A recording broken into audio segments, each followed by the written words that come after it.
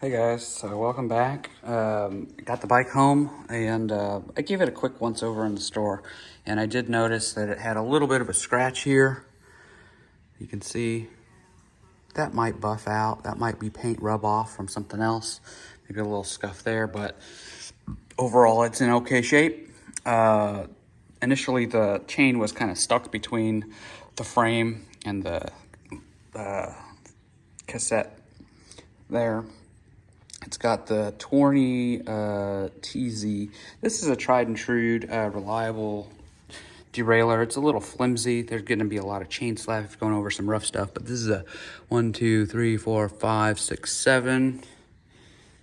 7x2, so 21 speed. It doesn't have on here an indication of the teeth count.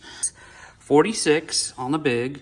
That's pretty large, and I would imagine that second gear is probably 30, 46. All right, guys, so just another quick update. It's the chain ring in the front is a 4630. All right, so I got interrupted there. I don't know exactly where I left off, but the G1 Explorer, so Gravel 1 Explorer, 100 or 700 by 40C, and they don't look that big. They actually look a little bit more narrow than that dimension, but all in all, a great entry point. I got a little bit of scuffage here from my tailgate pad. Probably a 44 millimeter headset top and bottom. Looks like there's a little bit of a gap there. A nice feel to this handlebar tape. We'll see how well it holds up. The bars to me seem a little bit too low. So like the levers feel like maybe they should go up a little bit. So I'm going to, there's that little target thing on there. I'm gonna raise these bars up this way. I'm gonna tilt them back so that way they're maybe a little bit more comfortable, because I find, just did a quick test ride here in the patio back here. I was feeling a little hunched over. I didn't measure the seat tube, but I'm gonna assume that's a 27.2. This seat actually kind of comfy. It's got a little bit of pad on there. It's a 31.8 diameter. So standard clamp, probably a sealed bottom bracket. It's a square taper, which is fine for this. It's got Presta valves. It's a 7-speed in the rear.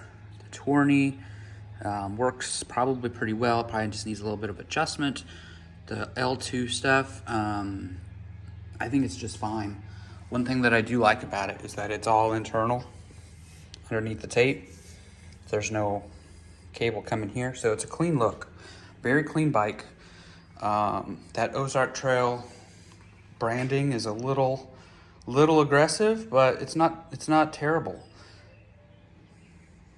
It's got all these mount points here on the fork. This is probably an aluminum fork, so you're not getting carbon here, so that's one benefit to the Poseidon. You will get a carbon fork there.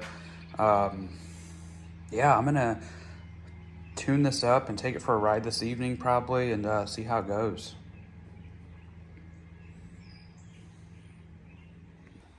One other thing, this says it's for riders 5'4" to 6'3". I'm 5'7"-ish. This is the medium frame, and I think I mentioned this earlier. I got the medium. They had two sizes at my local Walmart. It was the small and the medium, and they had, I think they had 3 total. They had 2 smalls and 1 medium. This was the only medium. I tried the small. I rode it around a little bit in the garden center there, and it felt too cramped for me at 5'7". Found the medium over at the bike racks, and it felt right. The only thing that I want to double check before I go out on a ride is whether or not I need to raise these bars a little bit. I feel a little hunched. And then I might change the seat tube. The seat seems okay. Maybe remove the reflectors. I'll obviously take out the wheel card there, and I'll probably take off this sticker because it's obnoxious. There's no other stickers on it. You've got a bottle cage mount here. under. You got one here, none in the seat. That's okay. You got points for a rack if you want it. And then you've got the 3 points on each side of the fork. And I'm ready to take this thing out. I'm itching. Really like the color too. It's a matte finish. I'm not super crazy about matte bikes. I like a glossy bike, but I think that this works really well. This color combination, green with the tan sidewalls, that's all the rage. It looks really good. I may or may not convert this to a 1x. We'll see how it does as far as the shifting performance and how it feels for like top end speed and stuff like that. I may just leave it as it is. I was talking to the guy. I was talking to that guy at Walmart, and I was talking to him about this bike, and that $248 plus tax. So out the door is $262 or something like that. Back in 2021 or 2022, when the Kent Bowie came out, that bike was, I think, 300 and something, and it wasn't nearly as capable as this bike. That had a 34 millimeter head tube. It had the same, I believe it had the same-ish drivetrain, but that frame wasn't as polished and refined as this one. So I'm looking forward to getting this thing out there, seeing how it kind of rides, what it feels like, and I'm thinking this is going to be a home run for Walmart. Those guys down in Bentonville, they're doing their research. They know what the people are looking for. They know what they want. This is a steal at $248. And it's perfectly fine, likely as is. You can throw some upgrades at this. You can probably put some better brakes on here. You might be able to put some better brake housing on here. I did notice that it's got this Jaguar barrel adjuster here. So I don't know if that's an indication of compressionless housing or not, but it could be. We'll see. These brakes will probably need to be bedded in. I got to put some air in the tires and make a few adjustments, and we'll start getting it out there this evening.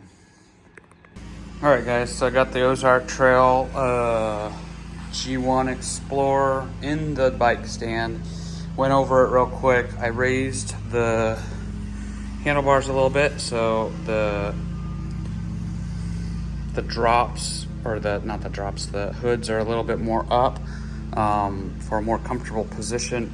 If you wanted to, you could probably flip that stem over. I think I even have like a riser stem somewhere sitting around. I just went over the rear. I was having a shifting issue. The torque disc actually saved my spokes for once. I shifted to the highest cog here, the easiest gear in the back, and the chain, I went through like a quarter of a revolution on the pedals, and the chain flipped over top. So I had to adjust the low limit screw, so that way it doesn't go beyond the cogs here.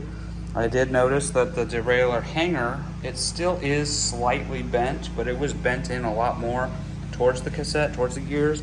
I'm probably gonna grab my flathead screwdriver and kind of gently pull that out just a little bit more. But I've got the shifting pretty much dialed in. It's smooth, it's operable, it's not jumping. The brake in the back has had a obnoxiously long length of cable, and there was no end on it, so they just like fed the cable through, didn't cut it, didn't put an end on it, and just left it. So I cut that down to size, put a little end cap on there. I'm just gonna leave these pedals on for now. I'm gonna ride it as it was from the store. I'm not gonna do any changes. I did just make sure that the rear caliper was lined up because I was getting some rub on the disc. It's still rubbing just a little bit, but not terrible. The wheel's free flowing now. The front had a little bit of rub too. It's now quiet. I don't know if I can get in there, but anyway. And then I aired up the tires. The tire recommendation on here, minimum 50, maximum 85 PSI. I went ahead and put 45 in there.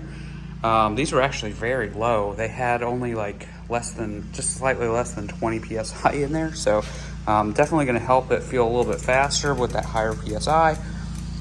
The front derailleur is probably good to go. I'm not gonna mess with that. If we need to fine tune it later, that'll be fine. Tighten down everything that I could see that could potentially be loose. Everything's good to go. I'm gonna ride this thing and we'll see what it's like.